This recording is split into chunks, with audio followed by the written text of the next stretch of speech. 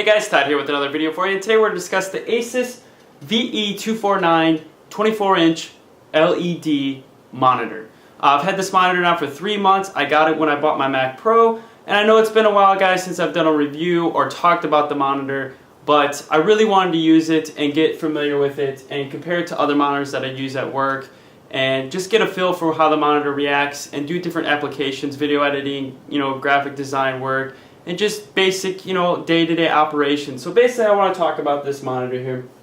I actually tried to do a lot of research on this. I picked this up at Best Buy. I don't know if the Asus made, or Asus, however way you pronounce it. I don't know if they came up with this as a strictly brand sold at Best Buy. But anyway, I've tried doing research and people have told me in the comments section when I unboxed it that they couldn't find any information. So basically, I'm going to talk about it and give you my thoughts and my opinions on it and if it's a good monitor or not. Well, first off, guys, when I first got the monitor, the color contrast, it's very blue. And there is different settings within the monitor here that you could switch.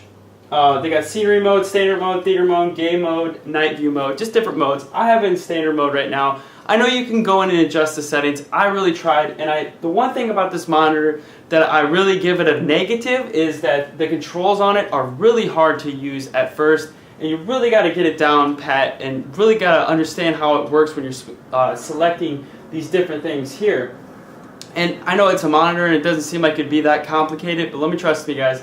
It really is kind of complicated because you'll be flipping through these things here, pressing these buttons, and it will skip over. You go to a new screen, you're doing things you don't want to do. So I give that a big negative or down, whatever you want to call it, thumbs down for this monitor. It needs to be easier than that. Most monitors are pretty simple. You just click a couple buttons and you need it where you need to be.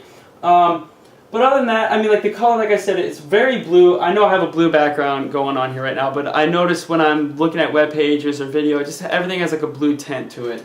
But otherwise, the response rate for like video games, stuff like that, is really great. And I think that's what this monitor is really geared towards as gamers. I think it's a 2 millisecond response rate. Don't quote me on that, or it could be even 4 or 5. I'm not sure. I can't remember off the top of my head, but I believe it was 2. And so I think that's who this monitor is really geared towards, is the gamer person that needs that really high refresh rate when they're doing, first-person shooters, stuff like that. That has a lot of action on the screen. As far as viewing angle is concerned, I think it has pretty decent viewing angle, but when you get up to like about here, you come off to the side, it starts doing that cloud effect. It starts looking really blurry. So I don't think it's really that great. But I know like a lot of Apple displays are really great, and I know a lot of people will say, "Oh, you're overpaying for an Apple monitor display and crap like that." I don't want to sound like an Apple fanboy, and I know I get this a lot. Everybody leaves in the comments that, "Oh, you're just a fanboy. You're just a fanboy."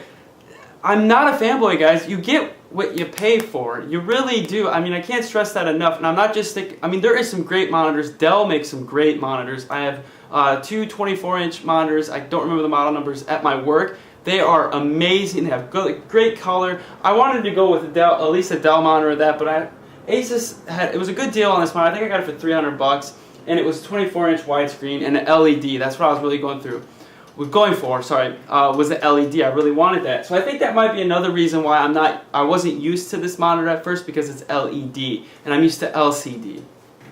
So keep that in mind if you go in for an LED. You might notice different things, and the quality, like let's just bring up a window here. As you can see, you can't really see this, but when you look at letters and stuff like that, you could really tell the texture on the things, and most monitors won't pick that up. So I'm thinking that's just because it's the LED, and it's just a good high resolution monitor that's picking up things that you're just not normally, most monitors don't pick up. But overall, guys, kind of rambling here.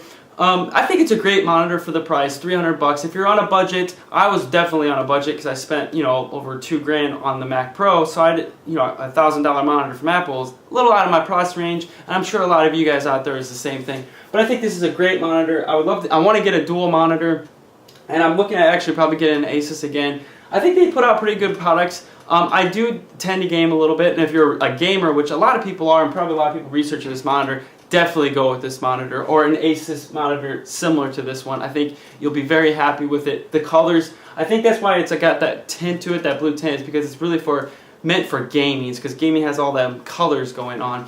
I haven't really watched a movie on here. I'm tempted to see how a movie would look on here. I basically just do work on it, and video editing, graphic work, and that's basically about it, and do YouTube and blog posts. But on that, guys, feel free to leave your questions below on the monitor if it's something I didn't cover. It is a DVI. I should mention that connection.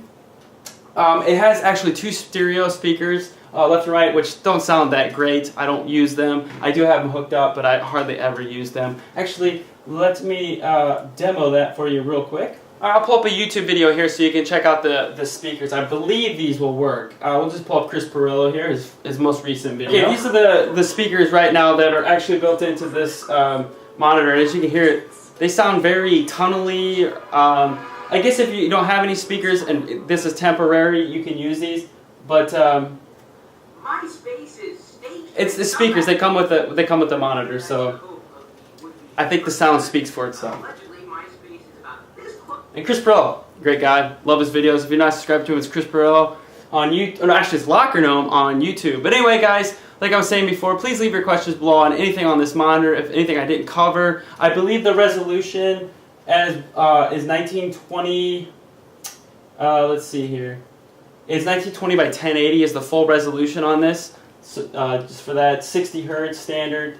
But anyway, guys, like I said, leave your questions below. I'll feel free to answer them. As always, guys, you can follow me up on Twitter. It's twitter.com/ToddKEdwards. And if you want to get in contact with me other than Twitter, if you're not on Twitter, you can email me at toddrecommends@gmail.com. Please, guys, send over your video responses or just anything, like any video ideas or anything that you'd like to see on the channel. It really helps me out, guys. I'm starting to hit kind of some walls here. I'm having some ideas to take the channel in a different direction, but please send over your emails or leave a comment below in this video.